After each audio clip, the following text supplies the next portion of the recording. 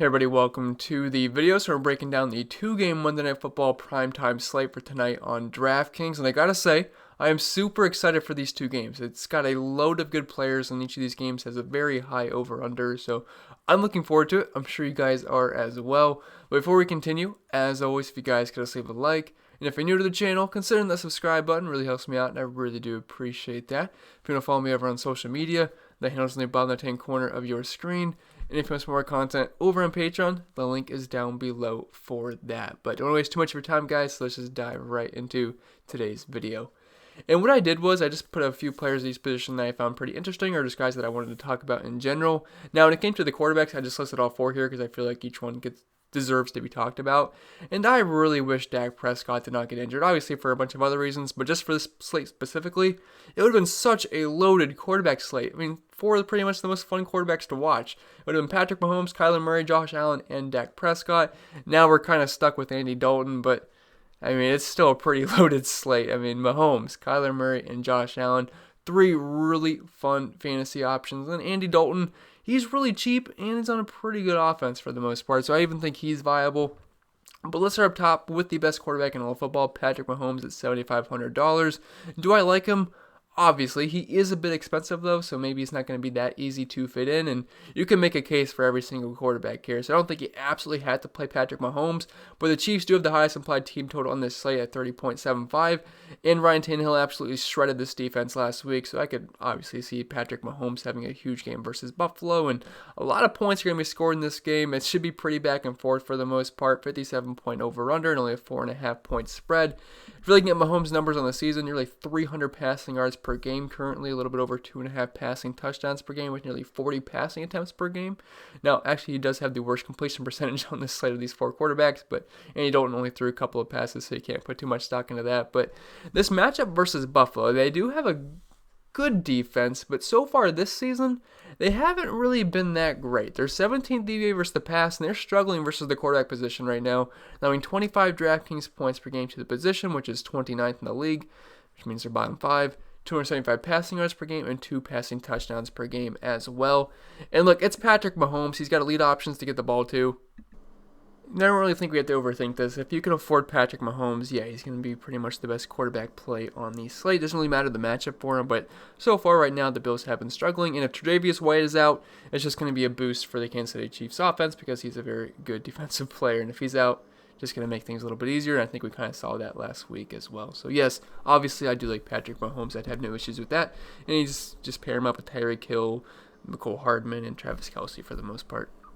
That dropped down to a little bit cheaper option, and Kyler Murray at $7,300. And the thing I love about Kyler Murray is his rushing upside. He's kind of like Lamar Jackson last year. He's definitely running a bit more than Lamar is this season.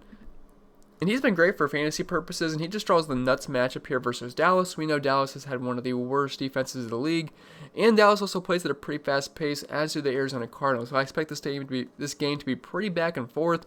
It'll be a 54.5-point over with only a 1-point spread, and the Cardinals have a 28-point implied team total. So I'm a big fan of this game. I think a lot of points are going to be scored, as I think that's going to happen in the Kansas City game as well. But both games are going to be very exciting, and I do expect fireworks.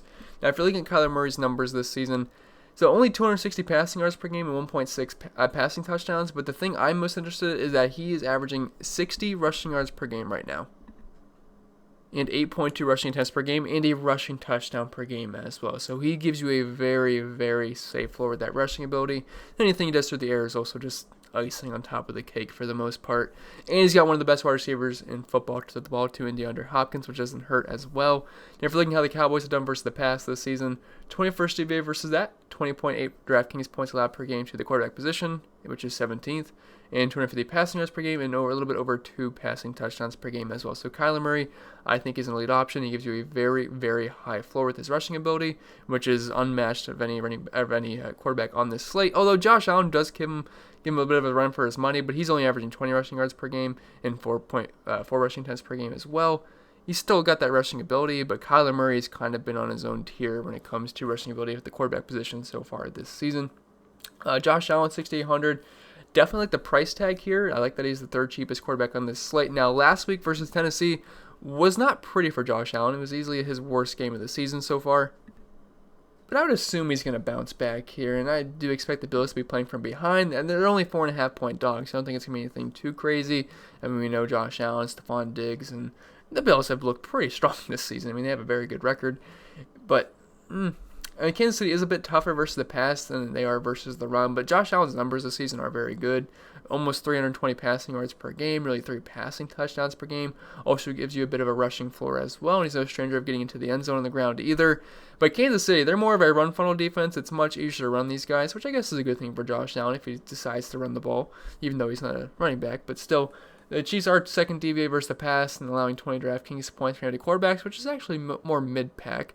But only 239 passing yards per game and 1.4 passing touchdowns per game as well.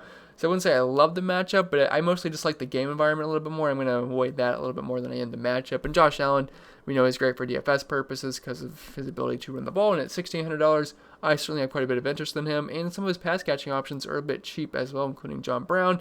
Stephon Diggs is a bit pricey, but even then, if you are using Josh Allen, it's not that hard to pair him up with Stephon Diggs. And also Tyler Kroft, since Dawson Knox is out, is pretty dirt cheap, and maybe he catches a random touchdown. Then going down to the punt quarterback of the slate, we have Andy Dalton at 5,200, and I got to be honest, I kind of like him a little bit. Now, he's clearly the worst quarterback on this slate.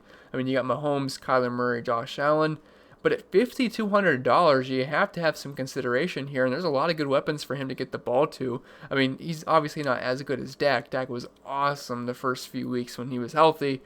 Unfortunately, now he's gone for the season, but he's got Amari Cooper to throw the ball to, CeeDee Lamb, who's looked awesome so far, Michael Gallup's talented, you got Dalton Schultz, I wouldn't say he's like an amazing tight end, but he's not been bad, and you got one of the best running backs in football in Zeke Elliott, who's also been a pretty capable pass catcher so far this season as well. And I think overall the Cowboys are going to lean more heavily on Zeke, and that's probably going to come with a drop in efficiency for Zeke, because they're not going to respect the pass as much with Andy Dalton under center, but you should see an uptick in volume, and I would expect the Cowboys to just have their game plan set on using Zeke and getting him the ball and making things work for him. So I definitely don't think Andy Dalton's going to be putting up Dak Prescott kind of numbers, but at $5,200, you don't have to put up Dak Prescott numbers. I think he can get you 250 yards and 2 or 3 touchdowns. I mean, he's just got so many good options, and if you're looking at Dallas's team total, it's at 26.75, which is nearly 4 touchdowns. I mean, obviously you got to throw a couple of field goals in there, but he should be fine. I can't see him not hitting value at $5,200, but if you're playing Dalton, you're kind of just hoping Mahomes doesn't throw 4 or 5 touchdowns with over 300 yards. You're hoping Murray doesn't get 100 rushing yards. You're hoping Allen doesn't get 4 touchdowns. So if Dalton just is okay and these other guys just don't go absolutely bananas, I do think they're going to have good games, but if Dalton can kind of just be right there with them point per dollar wise, it's going to open up your lineup. It might be able to get you an extra sub wide receiver, because if you're playing Mahomes, you're playing Zeke, you're playing Allaire, you're playing Kelsey, it's going to be hard to fit in a guy like DeAndre Hopkins, Stephon Diggs, and Tyreek Hill. So maybe if you do go with a guy like Andy Dalton, you can pair him up with his pass catching options, which are actually very cheap this week, and then you might be able to fit in a guy like DeAndre Hopkins. So it's going to just depend on how you want to build your lineups, but I think Andy Dalton is certainly playable. I like that price point. This is a pretty solid matchup versus Arizona. I wouldn't say they're the best defense in the world, and they are 27th DVA versus the pass this season. Now, strictly in fantasy points wise, they have been kind of tough versus quarterbacks, as they're 8th versus the position, and only allowing 245 passing yards per game. But this is a good offense. They play at a pretty fast pace, and again, I do expect them to lean on the run more, but he doesn't need to do much to hit value at $5,200. So I do like Andy Dalton, as scary as that sounds. Going to going to the running back position now, we have 3 guys that are kind of just the clear-cut backs you're probably going to want to end up using. Yeah, Devin Singletary exists, but Zach Moss is expected to be back, and that just kind of muddies the water. I think you're going to see a rotation of 3 backs for the most part. Yeah, Singletary's going to get the most looks, but I don't know, it's just not really a situation I want to deal with. And then, I mean, these are the guys that just kind of stand out the most. So we'll start up top with Zeke, 7,700. He's kind of your lock on the slate. If you're fading him, you are very bold, and I applaud that, but I just don't think I can do that, because I'm going to have a hard time not playing Zeke. I mean, no Dak Prescott. I would expect the Cowboys to fully lean on him here, and he's heavily involved in the passing game. We'll have to see if Andy Dalton's going to use him in the passing game as much as Dak Prescott did. But either way, he's going to be involved.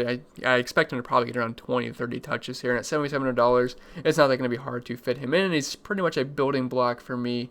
He's pretty much the first guy I'm going to plug in. Like, if you're you just have a clean slate on DraftKings building your lineup, I'm probably just plugging in Zeke first, and I'm going to be building from there.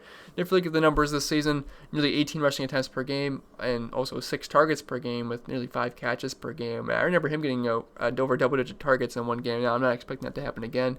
But Zeke, I mean, the volume's there. He's one of the most talented running backs in the league. It's only a 1-point spread. I have a high team total. A lot of points are going to be scored in this game. 13% target share in the season. And also, the Cardinals, they are allowing 26 DraftKings points per game to the position, which is 19th in the league, and over 100 rushing yards per game as well. So Zeke, yeah, he's a great option. I don't think you guys need me to tell you that. Just play Zeke, and I would try to get different somewhere else if we're being honest, because I would just lock in the safe volume running backs here, and then if you want to get a little bit different with your quarterback, wide receiver, whatever, that's probably what you're going to want to do. It's just going to be hard to get away from these 3 guys. Kenyon Drake, I wouldn't say he's a must-play, but just volume-wise, these are your 3 volume plays. Clyde Edwards-Helaire at 6,000. Yeah, he's kind of sucked, and last week I absolutely loved him versus Las Vegas. I thought he was going to have a smash game. Wasn't the case at all. He didn't do very good at all, and he had, I believe he had a receiving touchdown called back on a penalty, which I didn't know about until later in the day, which hurt even worse that he could have had a touchdown. But yeah, he was pretty trashy. Now that we have Le'Veon Bell here, this is going to be his last chance as the bell cow running back for the Kansas City Chiefs. So I'm kind of just, I know you can't really factor this into projections, but just I have a feeling like he's got to be feeling like he wants to prove himself so he doesn't lose a ton of work to Le'Veon Bell. I mean, after this, we can't. It's going to be hard to touch Clyde Edwards-Helaire unless you want to get crazy. But yeah, Le'Veon Bell is definitely going to hurt the value of Clyde Edwards-Helaire big time. But obviously, Le'Veon Bell's not going to be playing this week, and Hilaire's going to be the main running back, and he's going to have something to prove here. I mean, he hasn't looked great, so it's not like he's just a foregone RB1 here in this offense. But since Le'Veon Bell's not playing, $6,000, it's going to be hard to pass him up. I mean, he's just a little bit too cheap here for the RB1 on an Andy Reid. No, I guess I was going to say led offense. It's Patrick Mahomes led offense, but you guys know what I mean. He's the coach. And if you're looking at his numbers this season, 16 rushing attempts per game and only 68 rushing yards per game, it's been pretty gross for Clyde Edwards-Helaire. Actually has a better yards per carry than Zeke, but that's not really a stat I really care too much. I just have that listed on here. People that are interested in it. Nearly 5 targets per game, 14% target share in the season. Now the matchup versus the Bills, they're 20th DVA versus the run, but they are also 8th in DraftKings points per game allowed to the running back position, which is a bit stiff. But again, only $6,000 for Helaire. I have to think he's going to have a bit of a bounce back game here, and especially with Le'Veon Bell coming in, he's going to want to come out and, prove himself. That's something you really factor in. It's just kind of what I'm thinking is what Clyde Edwards-Helaire is thinking, obviously. And there's really not that much that he has to do to be able to hit value at $6,000, especially on a slate like this.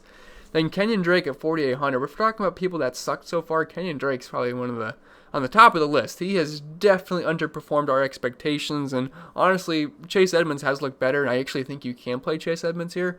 I could have put him on this list, but he's been fine, but he doesn't get the volume that Kenyon Drake does, and Kenyon Drake's still going to get the volume. I'm just not sure how much he's going to do with it, but it's a good matchup versus Dallas. We know this is a pretty poor defense overall in all aspects. They have a pretty high implied team total. They're actually slight favorites here on the road, and Drake should get you over 15 touches. Now, the problem is he is non-existent in the passing game. That has been Chase Edmonds' thing, so if you want to play Chase Edmonds in tournaments, I have no issues with that. Just in cash games, I feel a bit safer with Drake just because I know the volume's going to be there, but I don't mind Edmonds as a pivot, and I believe he's, $4,900?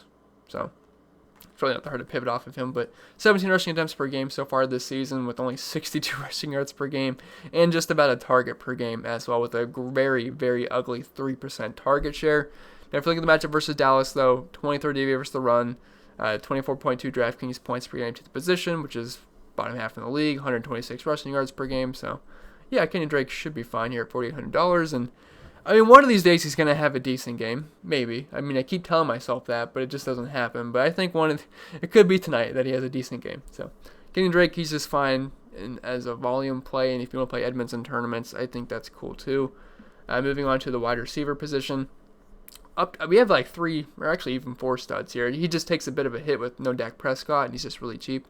But we got DeAndre Hopkins, Tyreek Hill, Stephon Diggs, and Amari Cooper. That is a very fun group of wide receivers. And there's a couple of other guys I like too. CeeDee Lamb's not on this list. I think you can certainly play CeeDee Lamb. It's just that he was a little bit more expensive than Amari Cooper, which felt a little weird to me. So I just did not have him on the list, and I just put Cooper here. But I like all the Dallas pass catching options for the most part. But let's start up top with DeAndre Hopkins, arguably the best wide receiver in football. look, it's just one of the reasons why I think you might want to go with Andy Dalton. I mean, I like all the quarterbacks here, but if you want to play DeAndre Hopkins, it's not going to be that easy to play Hopkins with Travis Kelce, with Zeke, and with one of the stud quarterbacks. I have not tried to build lineups yet, so it might not be that hard to do. And if it's not, yeah, go for it. I mean, I would much rather play the more expensive quarterbacks than Andy Dalton if I had the option to, but I really like Hopkins here. We know how bad Dallas has been versus wide receivers this season, one of the worst in the league. And DeAndre Hopkins is one of the safest plays each and every single week. Like, this is a pretty condensed offense for the Cardinals. Like, Kyler Murray is going to run the ball quite a bit, and he's going to throw the ball to DeAndre Hopkins, which occasionally he's going to throw the ball to Christian Kirk. And then Kenyon Drake gets the carries, and then occasionally goes to Chase Edmonds. So it's a pretty concentrated offense for the most part, and it's been a fun one so far. They've been one of the higher scoring offenses in the league, and they played a decent pace as well. Now comparing that to the Cowboys, it looks a little bit slow, but 25 seconds per play is not that bad. Now, if we're looking at Hopkins' numbers this season, 10 targets per game with a 31% target share, a 67% weighted opportunity share, and over 100 receiving yards per game. And if you're looking at how Dallas has been versus the wide receiver position, it's been gross. 21st DVA versus the position, allowing nearly 49 Draftkings points per game, which is 31st in the league, and 181 receiving yards with nearly 2 receiving touchdowns per game as well. So Hopkins, he's in kind of the nut spot here. Seattle is the worst team versus wide receivers, but Dallas is pretty close to it. Sorry to cut the video really quick, but I think I was just talking about Hopkins, and yeah, he's a fantastic play if you can fit him in. I have a hard time seeing Hopkins not going over 100 yards here versus Dallas. Tyreek Hill, 6,700. He's more of a tournament play for me each and every single week, but I do like that he's, $1,200 cheaper than Hopkins, because that's a pretty nice discount, and we know how good Tyreek Hill is. And I think he's going to have a solid game here. We know the big play upside he has. He just never feels like a super safe cash game play for me, and it's kind of evident with his targets. They're not going to be high as the four guys, like the four other stud wide receivers here with Cooper, Diggs, Hopkins. All these guys get over 10 targets per game.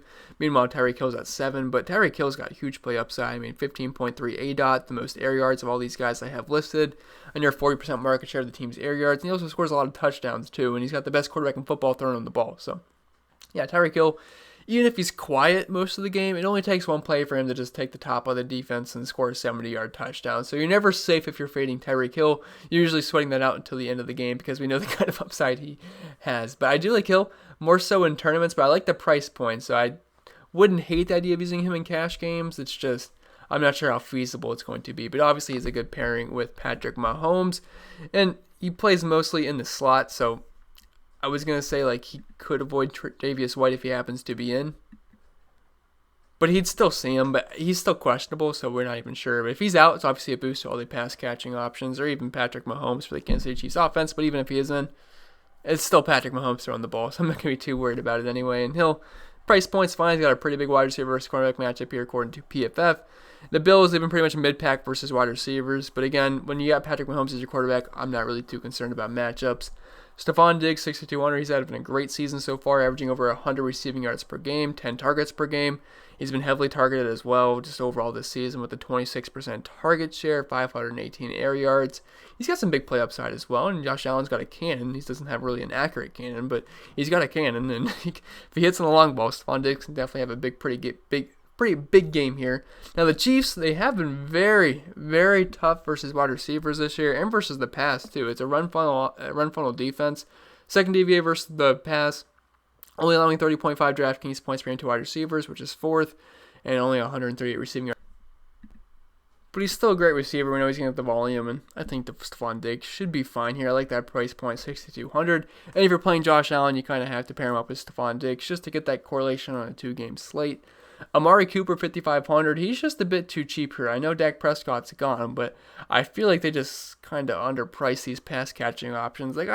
I know Dalton is no Dak Prescott, but he's not awful. And we've seen Andy Dalton support wide receivers before. We saw Tyler Boyd have a great season last year. We saw AJ Green have plenty of good seasons with Andy Dalton, so I'm not really that concerned that he should be that concerned about it, where should only be $5,500. So I'm going to have some interest in Amari Cooper. Now, the matchup versus the Cardinals, they haven't been awful versus the pass this season when it comes to fantasy points, but they rank the 27th DVOA versus the pass. When it comes to wide receivers, though, 30.9 DraftKings points allowed per game, which is 5th in the league, 146 receiving yards per game, only 0.6 receiving touchdowns per game as well. So they haven't been that friendly in the fantasy department, but the volume Cooper's gotten so far, over 10 targets per game, 24% target share. Now keep in mind, they mostly play from behind in these games, which leads them to a more pass-heavy approach, and they just trust Dak Prescott to be able to throw the ball. So with Andy Dalton at quarterback, I feel like these numbers are definitely going to be coming down, but I don't think it's going to come down to enough to the point where it's going to make Amari Cooper not a viable play at $5,500. So I like the price point. You can also play Michael Gallup too, and you can play CeeDee Lamb. It's just Amari Cooper I thought was the best point per dollar option when you factor in their price tags. And then after Amari Cooper, we kind of get away from the studs. Now we get some more secondary options. So Christian Kirk, the secondary option to DeAndre Hopkins. Mecole Hardman with Sammy Watkins out, it's pretty much the secondary option to Tyreek Hill as far as being a wide receiver. Yeah, Travis Kelce, and he's pretty much the other guy there for the Chiefs. But Mecole Hardman should step in the wide receiver 2 role. And then John Brown is a secondary option to Stephon Diggs. And you could throw in some of the secondary options with Amari Cooper, but I just decided not to. But just know that I think they are viable. But Christian Kirk, $4,500, he's an alright option. I mean, he's been targeting down the field quite a bit. An 8 out of 15.7 and a 32% market share of the team's air yards, and a handful of targets per game, but less than 3 catches per game. Hasn't been great for Christian Kirk.